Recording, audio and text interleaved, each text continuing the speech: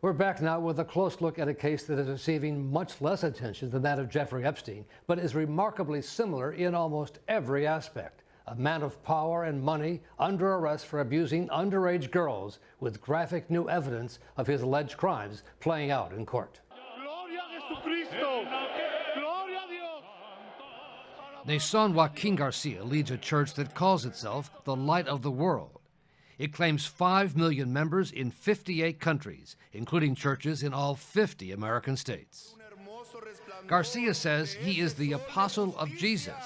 If California prosecutors allege he used his power in the church to recruit and abuse and rape underage girls in the congregation, charges he has denied.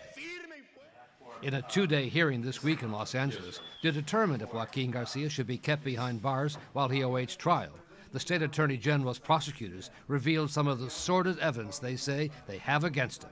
The first witness was Department of Justice Task Force agent Stephen Stover. On the iPhone, I found videos depicting girls. On one particular video, 4 girls engaged in oral copulation on each other. Another agent, Troy Holmes, described the millions of dollars flowing into Garcia's bank account.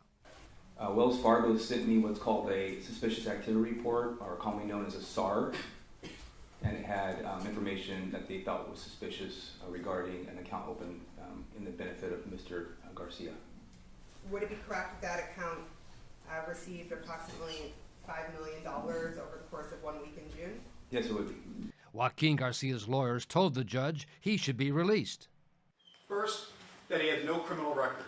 My client has no criminal record. 2, no history of flight risk. My client has no history of flight risk. He should be getting bail at schedule. In order for no bail to happen, it has to be a substantial deviation. The Attorney General's office strongly disagreed. I think if ever there was a case, a sexual assault case that deserves no bail, it's this case.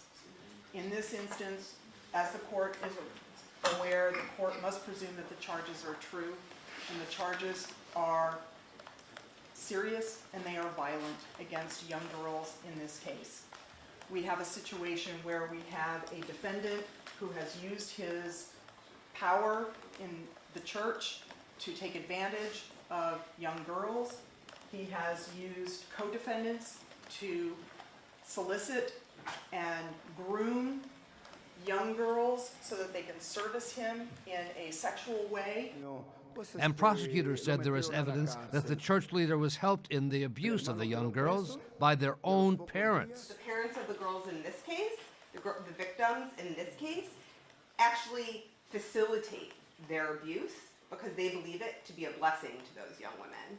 So we're in a situation where all of the other young women who the defendant may have access to, all of the other young women who are part of a community that folks like the co-defendants might recruit girls from, have no one to protect them. The judge in the case ruled he had heard enough that the church leader might bodily harm those young women who agreed to testify against him. And frankly, based upon evidence I've heard yesterday, I do find that there is enough evidence to sustain a conviction, because in this case you have very detailed allegations by Jane Doe's 1, 2, 3, and 4.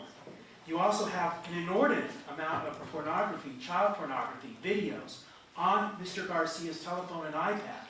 And reason and common sense dictates to this court, and that's beyond a reasonable doubt, use reason, use common sense, that these images are Mr. Garcia's, that these were not somehow planted on his phone by some sort of conspiracy against him.